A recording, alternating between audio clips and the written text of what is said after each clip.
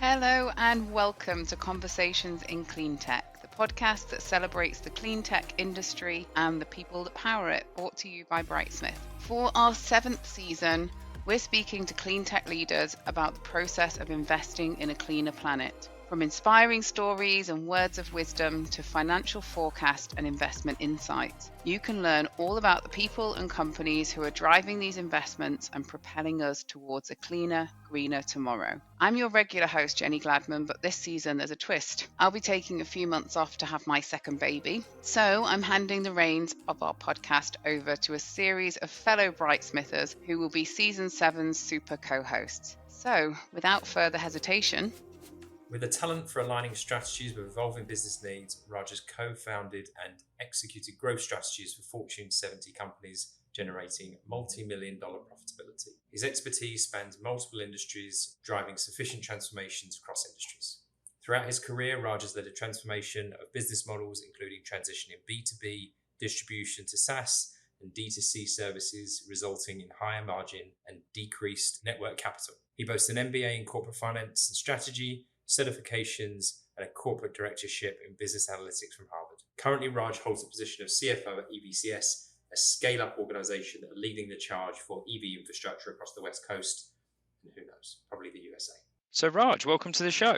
Well, thank you. I'm glad to be here. Oh, happy we can make this work. Obviously, we've been talking for a while, so I've been excited about this conversation. So, look, as we mentioned before, I put quite a bit of work into making sure I did you justice in your introduction, but let's give our audience a bit more of your background, if you don't mind. This is my second stint into the climate space. And with that, why the second stint? Why didn't it start there? Why didn't, how did this come about? It really came about from my first entry into the market, where somebody actually took a chance on me. They took the risk to bring someone in who didn't have industry experience, but had the wherewithal to learn and be open to learning about things where they could apply prior experience, prior scars to help a startup grow. And through that process, as I was working with Eyeglass, which is the company where I first got into this market, to quantify the impact for businesses that they could actually have a return on investment by adopting a climate-related technology to save them on CapEx and operating expenses was fascinating to me.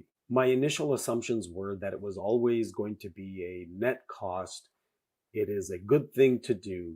The financial returns were not as high, or maybe were my initial assumptions. And I was so pleasantly surprised to be wrong on that assumption. Okay. Because when a CFO actually sits down, puts pencil to paper and does the math, and then you have the conversation with a potential buyer of the solution, and you sit with their CFO to CFO, and you say, this math actually works. That's a different conversation to have. And so that got me excited that there is potential. The innovation is happening in this space. And that attracted me back into the space.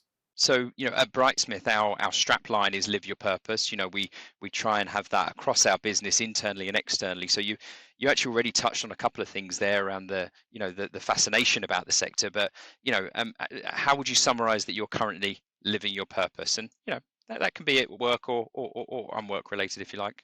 Purpose, it was one of those, when you start out in your career, it's a novel idea to say, I want to really live my purpose. But at that young age, I didn't really have a sense for what that was. It was really about, I need to get a job. Yeah. I need to make a living.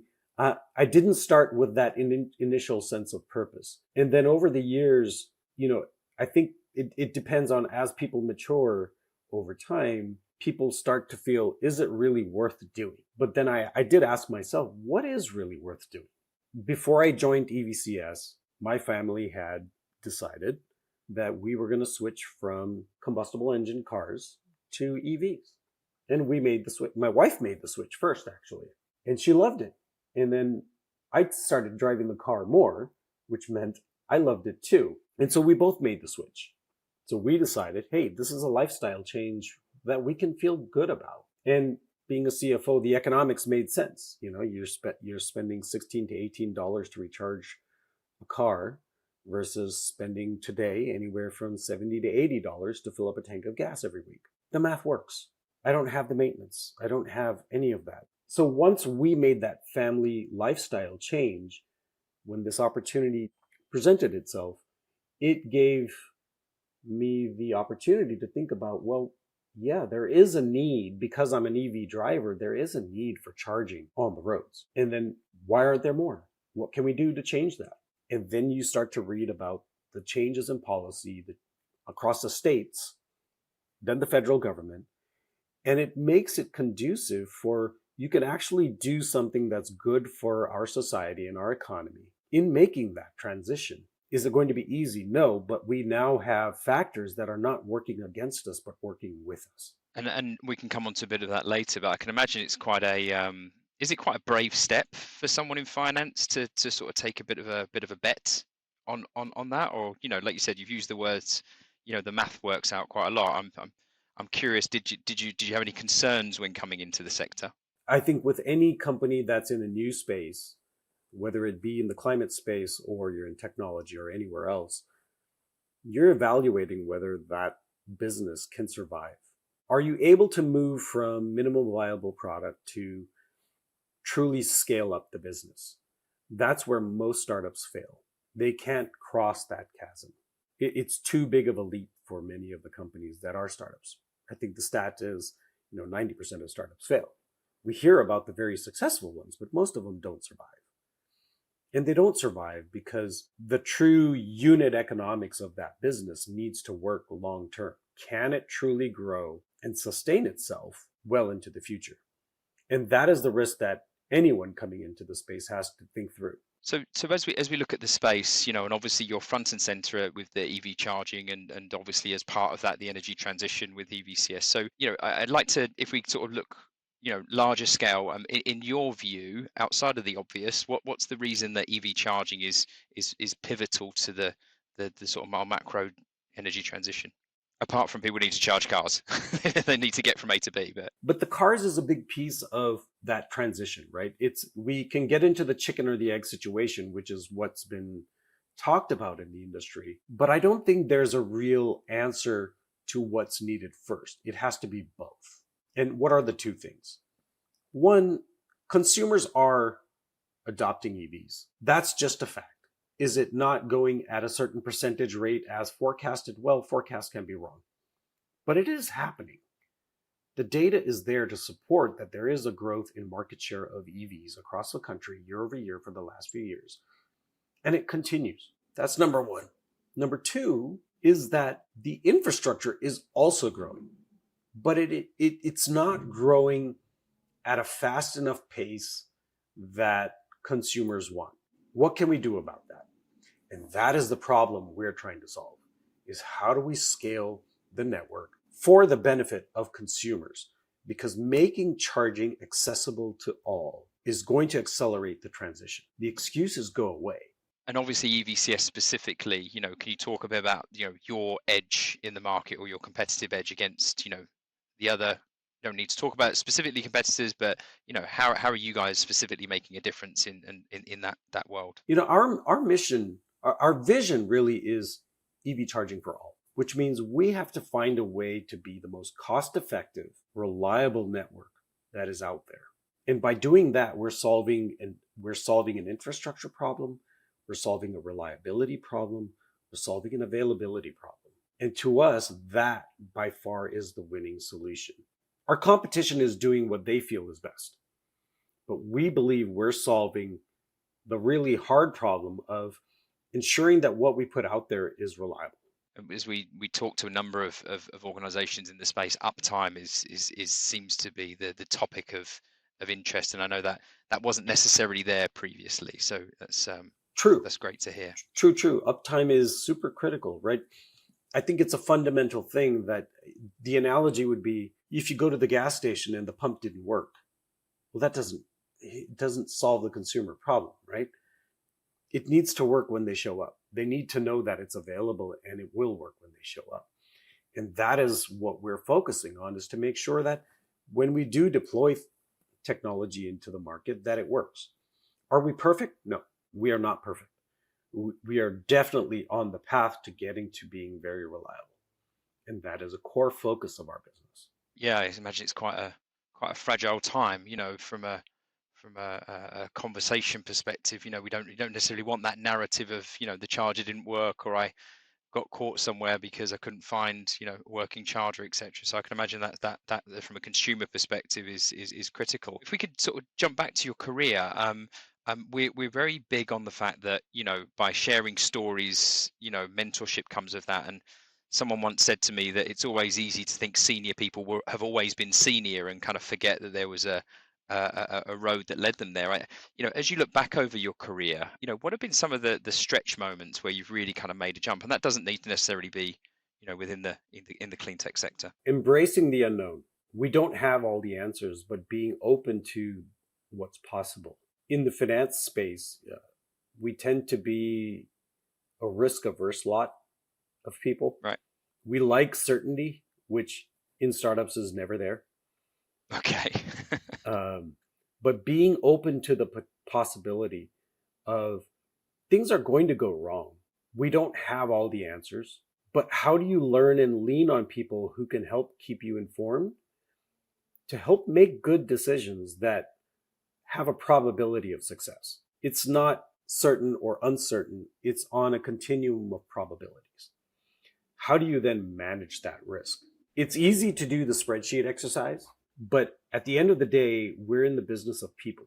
And the business is only going to be as good as the group of people you bring together that can work well together. There will be times of misalignment. There will be times where we need to do some realignment in what we're doing. And ensuring that you can, not just the individual going into it, but the team understands that we have to work together and that we have to lean on everyone's strengths, know the weaknesses, right? It's okay. Nobody's perfect in all aspects, but actually know where the weaknesses lie and provide support, right? How do we support a team member's specific weakness? The analogy I'll give, I'll say football, which is English football, not US football. The team is no weaker than any individual player on their own, but collectively they're a strong unit. So the forward by themselves can do nothing if the midfielders are not getting them the ball. The goalie is useless without the defense. So it has to be a team effort, but each person has their role and it has to be played really well. And the team needs to understand where everybody is. So to me, along the way, moving up from the analyst to the manager to having more people being part of that organization, understanding that at the end of the day, it's the leadership's role to ensure that the team can function effectively as the coach on the sideline, not on the field, is super critical because it's the players on the field who are making it happen. It's not the coach on the sideline. A wise lady, I won't mention her name, once said to me, she's going to select opportunity based on who she feels she can have the bad days with. Right. I think that's always kind of stuck with me, and evaluating that from that perspective. Looking at that, is that when you've made some of your moves, is that's obviously been key in your decision making, obviously, or at least a large part of it, is it? It is. Understanding where the team dynamics are is now a critical aspect of what I'm trying to evaluate. I need to be able to work with my colleagues at the level that we need to be able to have tough and difficult discussions. If we can't have that, I won't be successful and they won't be successful and the investors won't be successful. So it is really important that we're able to have open, transparent discussions, even with the board. Even at the board level, we need to be able to have the tough discussions because things aren't always ideal. And being able to have those discussions and have the confidence to have those discussions is important. And that just came from learning to how do you communicate bad news? I think as a finance person, we always love communicating great news. But when we have to share bad news, it's real hard. It's emotionally taxing. And there's a lot to learn from having experience on sharing bad news, not just within your team, but with stakeholders and seeing what we can do about it. Not just share the bad news, but what can we do about it? And that's a lot that especially people in finance can learn from or anyone really for that matter. Things don't always go perfect. How do you learn from bad news and failures? How do you communicate that? and how do you take that to build on and into the future? I know from our listeners' perspective, they're not all going to be from finance. A lot of them are going to be within the sector. So I'd love if you could give us a glimpse into your kind of day to day and how you would refine your responsibilities in EVCS. And I'm sure you're wearing a few hats given that, given where you are on your evolution scale. But yeah, I'd love to know how you define your day to day. A few hats is being kind. Okay. There may, I wouldn't say being kind, it's being simplistic. There are Right. multiple hats that we're wearing. In a There you small go. team, we often wear many hats. The challenge for us is to ensuring that we ensure we have time for ourselves to prioritize. There's going to be a fire that we cannot put out. There are so many fires that come up in a small company as we're growing that everything doesn't have the same heat intensity or impact. It is a fire, but it might be one that I need to let burn. It could be people related. It could be technology related. It could be business process related. It could be strategy related. It could be how we're communicating things in the market. A variety of aspects, right? They all are, many of these are interrelated, but being able to ensure you set aside time to prioritize, is this really something I need to be on top of? And how can I use this as a coaching moment for the team to step up and make those calls? Small teams are a great environment to help people develop that leadership and management skill set for when the company scales, because they've now been able to learn things that they may not be able to learn in a very large company where they have specific structure and formats and processes that's within their function, that they don't go out of those lanes. But for us, it's okay if someone is involved in other cross-functional areas. We have a core area, but you can always help out. You can participate, you can engage, you can learn, and you can also help firefight in some instances. That comes down to more of a competency in the person than an expertise skill set, right? Correct. Are they able to Stretch themselves. succeed in that kind of environment? Yeah. I love the word competencies, because you may have heard the cliche, what got you here won't take you into the future, especially in startups that are scaling up. It is true. We have to evolve from an area where we have a few people doing everything to now where you start to introduce structure and processes. There is a shift. But the number of fires actually increases, not just in the linear scale, it's a log scale. The complexities increase. And it's important that the team understands and has the mindset and the clarity to be able to make effective decisions when we're not present. So what happened when you're a 5-person team? You can easily connect and discuss a line and move forward. In a 50-person team, that's quadrillions of potential communication patterns. That won't work. So how do you make that transition? That's super important. And that's where I'll tie it back to your initial question. When we're doing this as a company, it's super important that when you wear multiple hats, that you're also allowing the team to learn from that decision process so that it doesn't have to be repeated. They're learning through that, and they're starting to say, oh, I know how to make this decision given a framework. And no matter what I decide, it's going to be good for the company.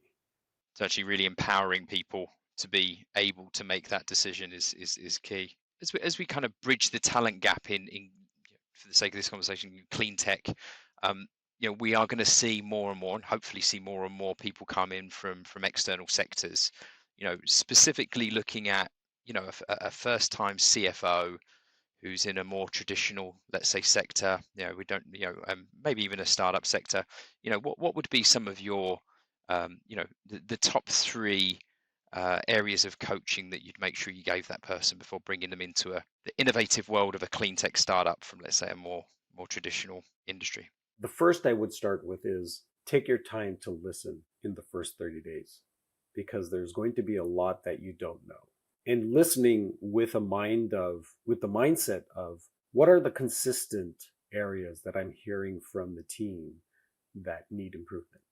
2, Can I have an impact on it? If not, what should the organization be considering to have an impact on it? And 3, build trust, not just with the C-level team, but with the board as well. You need to earn and build the trust with the C team and the board quickly. And that comes through the interactions. It comes through understanding really what's not working well, what's working well, and where do we want to go. You'll notice I didn't say anything about financials or process or. No, it's just this. What I was going to say. Yeah. It is, those are table stakes. You have to do that. But if I had to move 3 things to the top of your list, it's really about the people who you're going to be working with and in the trenches, because you've decided, both the company and you have decided that this is a relationship we want to engage in. And this is your first time in, which means if you haven't come into this space, you're going to be learning a lot. You're going to be learning a lot of language, a lot of policy, a lot of new processes, which process in any company, I would say, yes, you have to learn, but in the climate space, you're learning a lot about policy. It has a material impact on what we can or cannot do. But most important, you're going to be learning more about the team you're working with. And for you to be effective, not just for yourself to be effective and successful, you also want the team to be successful. And so that listening time frame is critical. 30, 60, 90 days, very critical to ensuring that you take everything in without a filter. Just take it all in and then sort through that. So I can imagine as well the stage that you're coming in at, you are coming in, at the table, but you're coming in at a later stage usually, with these firms. So I can imagine, yeah, that's, being the new kid on the block coming in, and can be quite probably tempting to just be throwing around ideas, but being able to understand the state of play and how that's sort of laid out is probably quite key, which again leans into that competency piece. So no, I think that's really interesting. I mean, to build on what you just brought up, it's really about understanding where is the mindset of the team. Understanding that is critical. What is the mindset that we need to be? Where does the company mindset need to be in 3 to 5 years? Do we have a gap? You won't know that coming in, but where are we today is what the CFO needs to understand. And that's going to help give the CFO the foundation to say, do we have a path to get there? If not, how do I work with the executive team to figure that out? Because you're brought in at a point where the company needs to scale up. Typically, that's when companies are bringing in CFOs. And it's how do we then allocate the capital, which is a core function of our job, but how do we ensure there's capital assigned to ensuring we can scale up with the right people, process, and most critical part, competencies and mindset. And all while still showing immense enthusiasm for the mission, the journey, and the that piece at the Absolutely. same time, which I'm sure isn't in conflict at all. Foundational.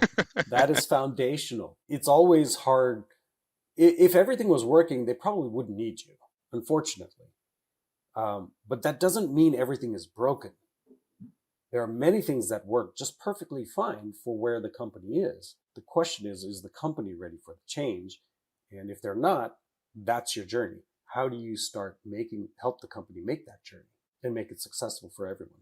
As we sort of look into the investment side of the marketplace specifically, are there any kind of we know we've talked about policy, and we know about all of the government incentives that are, and we know about obviously California specifically and their mission within EV charging. Are there any kind of headwinds that investors or generally investment in the industry is wary of, or you believe should be wary of? The headwinds really come from understanding, do the unit economics for what, and forget EV charging, just the sector in general, do the unit economics really work? We must have a very honest discussion and evaluation with ourselves to say, it may not work today because the technology is an early stage, but is there a path in the future where we can actually make the unit economics work? And do we control it? Do we control that portion of it, or can we make decisions that can influence the economics of what we're putting into the market? And that's what we have to evaluate. If we're in the early stage development and we're truly the innovative space, that's a high risk investment. So you definitely want to ensure your investor base has that high risk appetite that it might not work out. I shouldn't even say might not work out. It's likely not going to work out. There's low probability of success and low probability of return. But if it works, the return is going to be massive. So ensuring you have clear alignment on that risk return profile with your investor base is critical. You definitely want to ensure you have an understanding of what's your investor return time frame, right? If it's the typical 3 to 5 year return in our space in the clean tech, that's probably misaligned, and which is where I see some headwinds, where we have investors who have come into the space thinking that, yeah, we're going to be able to get a return in 3 to 5 years, but that wasn't communicated necessarily with the company. The company probably understood that they have maybe 7 to 10 years of runway to make it work. And that's where the headwinds are coming up, where the funding sources have relied on low cost of money or low cost of borrowing. And now we're in a changed policy environment, monetary policy environment where it's very expensive. And they're getting called on the funds, they're getting called on the money invested. And that can complicate the execution of the company, because it's not that the company's doing anything wrong. It's just misalignment on investment philosophy. I would say many startups, unfortunately, throwing the baby out with the bathwater here. In the last 7 years, there was an investment mindset that profits didn't matter. And unfortunately, that drives behaviors that are very hard to pivot from in a very short time frame. So my earlier point of staying focused on the unit economics and having a path to get there is the fundamental approach to creating value for investors and consumers. Sticking to that is going to help you stay away, not have to worry about market headwinds. If that strategy is right, you're going to succeed.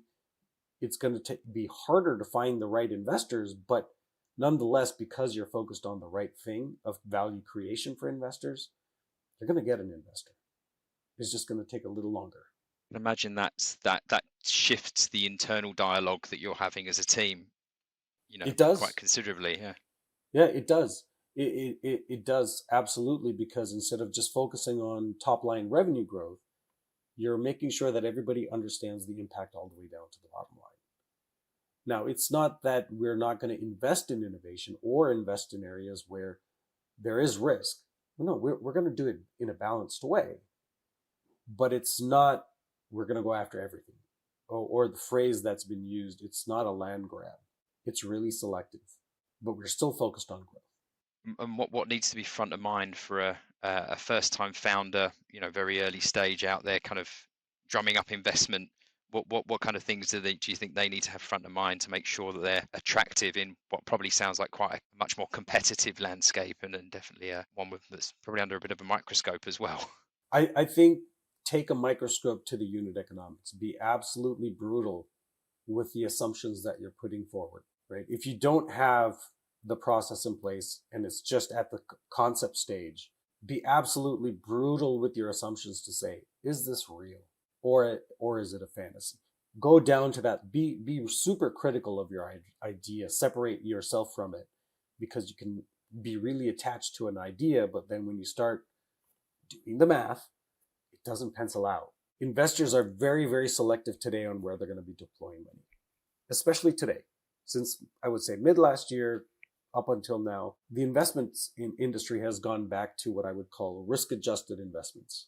So they're going to put a critical eye to that, to your proposal or your concept, before they decide to invest. But the core unit economics have to work. How are you truly going to hold yourself accountable to that? It needs to be abundantly clear to the investors that they can turn around and hold you accountable to. That was really helpful. Thank you. So as we come to a close, I think my last question would be, what's exciting you most about the EV charging sector, EVCS, the market in general? I'll leave that nice and open to you. But what lights you up at the moment? The potential for having an impact in California, Oregon, and Washington, which is where EVCS focuses today. The opportunity to have an impact is immense. We the team has put in immense hard work to truly grow our business. We doubled last year. We're going to grow again this year. We have been recently awarded several grants across the 3 states. It's public. You'll see it in the news. We've got over 100 million in grants that we've been awarded, which is a daunting number when I sit back and look at it based on where we were. That's a lot of work to do, which, I haven't been able to say this in prior organizations, but we have to do a lot of work in a very short amount of time. That's exciting.